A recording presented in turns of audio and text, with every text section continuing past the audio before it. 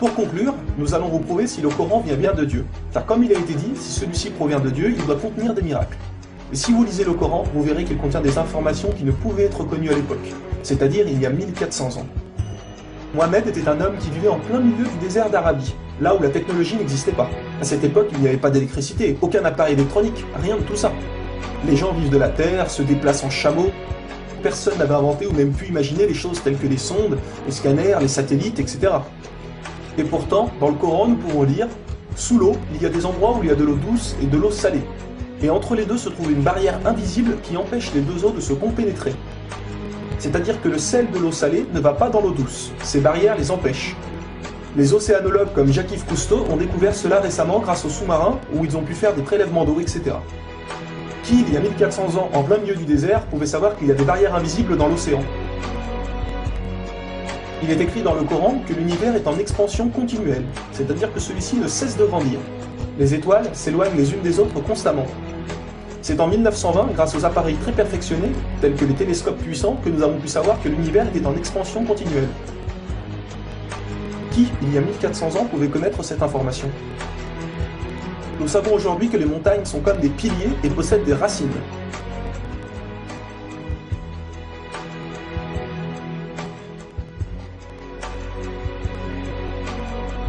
Sans les montagnes, il y aurait très fréquemment des tremblements de terre. Nous savons grâce aux récentes découvertes qu'elles servent à la stabilisation de l'écorce terrestre.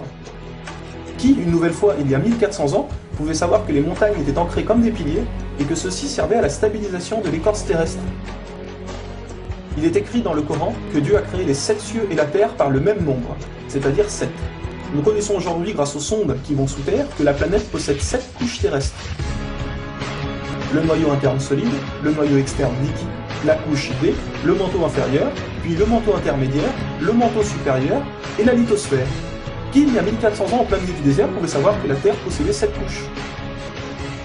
Il était impossible de connaître cela sans la technologie récente. Il est aussi mentionné que les plantes ont des sexes, mâles et femelles.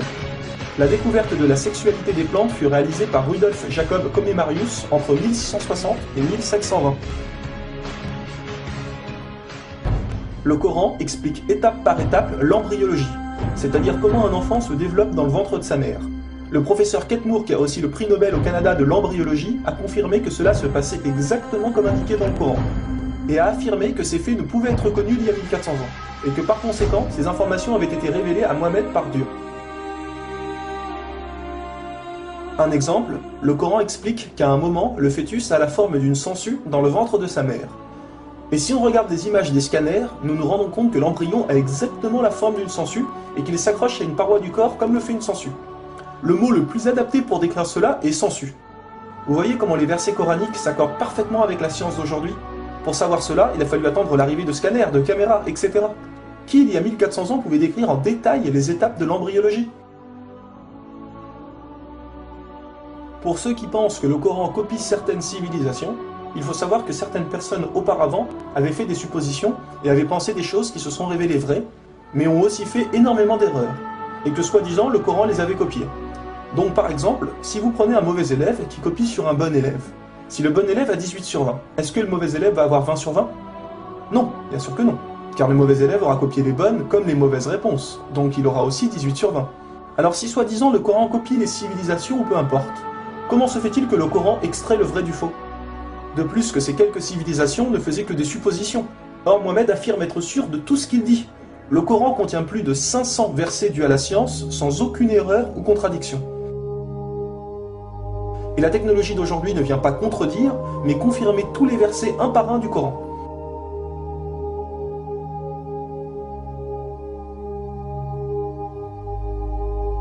Il est écrit dans le Coran que les fourmis parlent. Nous l'avons confirmé en 2009 grâce aux appareils auditifs puissants.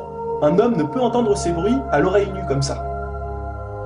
Nous savons aujourd'hui que dans la plupart des pays, il est interdit d'avorter au bout de 3 à 4 mois. Car après 4 mois, la science explique que le bébé commence à vivre, et que cela donc est considéré comme un crime. En islam, il est dit que Dieu insuffle l'âme dans le corps du bébé au bout de 120 jours, donc 4 mois. Comme par hasard au même moment que quand la science démontre que c'est à cette période que la vie du fœtus commence.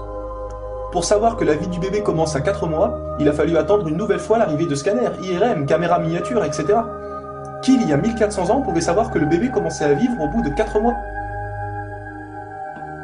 Nous savons qu'au début du monde, il y avait seulement une nébuleuse primaire, compactée en une seule masse et qui a explosé, ce que nous appelons aujourd'hui le Big Bang.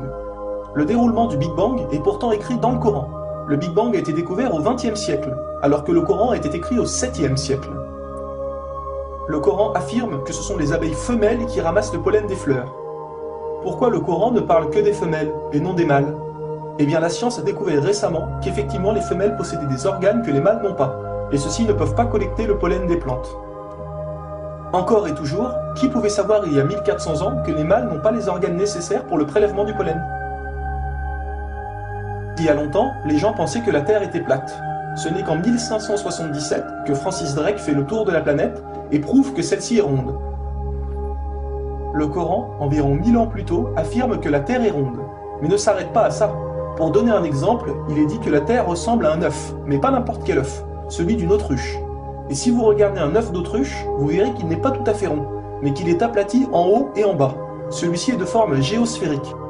Et nous savons aujourd'hui que la Terre non plus n'est pas tout à fait ronde, mais qu'elle est aplatie au niveau des pôles. Et donc qu'elle est également de forme géosphérique. Qui, il y a 1400 ans, pouvait savoir que la planète Terre était géosphérique?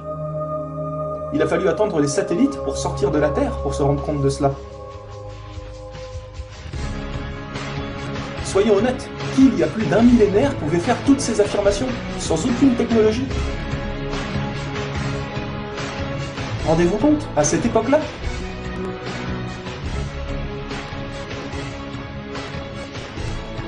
Et soyez conscients que je n'ai donné que quelques exemples, il y a plus de 500 versets qui parlent de science sans aucune erreur.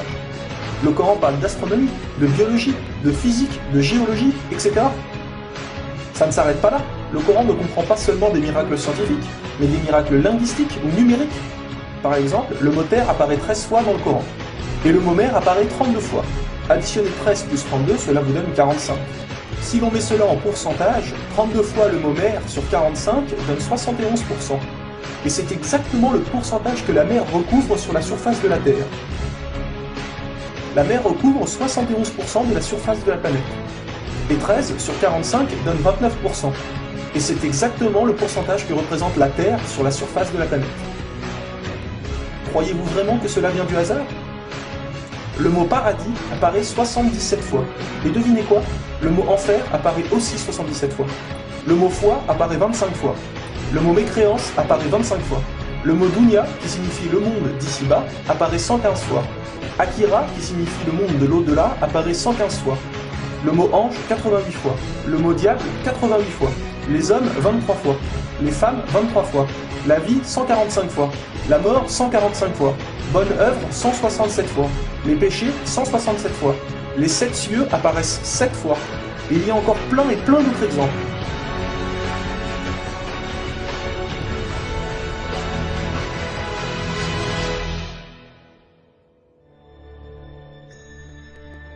Le Coran est d'une beauté incomparable. Dans la langue originale, c'est-à-dire en arabe, environ la moitié du Coran rime. Le Coran contient des palindromes. Un palindrome est un mot qui veut dire la même chose si on le dit à l'envers. Par exemple, Bob, à l'envers, vous aurez toujours Bob. Ou kayak, à l'envers, vous aurez toujours kayak. Un mot comme ça peut se trouver, mais une phrase entière, cela est quasiment impossible. Ou alors votre phrase ne voudra rien dire. Mais non, le Coran possède des phrases entières en palindrome, et ces versets ont un sens très profond. Le Coran ne possède aucune contradiction ou erreur. Je vais donner un dernier exemple avant de conclure. Vous allez vous rendre compte de l'extraordinaire précision du choix des mots. Dans un verset, Dieu dit qu'il n'a pas doté l'homme de 2 cœurs. Pourtant, un peu plus loin, Dieu parle aussi des femmes. Alors pourquoi il ne dit pas « je n'ai pas doté l'être humain de 2 cœurs » ? Pourquoi ne parle-t-il que des hommes, puisque les femmes sont mentionnées après? Quand nous lisons tout le passage, nous nous rendons compte que Dieu ne parle pas au sens littéral, mais au sens figuré. Il explique que l'homme ne peut pas être croyant ou non-croyant, c'est l'un ou l'autre, les deux ne peuvent pas coexister. Ou on a la foi, ou on l'a pas. Mais si nous prenons ce verset au sens littéral, est-ce vrai? Oui, bien sûr, l'homme ne possède qu'un seul cœur. Mais pour les femmes, elles peuvent être enceintes, n'est-ce pas? Et quand elles sont enceintes, combien de cœurs possèdent-elles? Vous vous rendez compte de ça? Si Dieu avait mis l'être humain au lieu du mot homme, un petit malin aurait pu dire « Hé, il y a une contradiction! Si on prend cette phrase au sens littéral, la femme peut avoir 2 cœurs quand elle est enceinte. » Mais non, même au sens littéral, cette critique est impossible. Que ce soit au sens littéral ou figuré, le Coran est inattaquable. Rendez-vous compte de la précision des mots. Il y a encore plein d'autres choses, mais cela prendrait énormément de temps de tout mentionner. Si cela vous intéresse, il existe de nombreuses conférences réalisées par des savants qui ont été filmées et qu'on peut trouver sur internet, telles que la parole divine de Nouman Ali Khan. Vous avez bien la preuve que le Coran ne peut que venir de Dieu et non d'un être humain. Comment se fait-il que la technologie d'aujourd'hui, la plus développée qui soit, ne puisse créer un seul animal ou plante? Ce que Dieu a créé, nous sommes incapables de le réaliser. Tout ce que nous construisons ne sont rien en réalité face à la nature. Dieu dit dans le Coran, pour ceux qui recherchent des preuves, regardez autour de vous, regardez la nature, l'être humain, l'eau, le soleil. Il y a là des preuves pour ceux qui réfléchissent.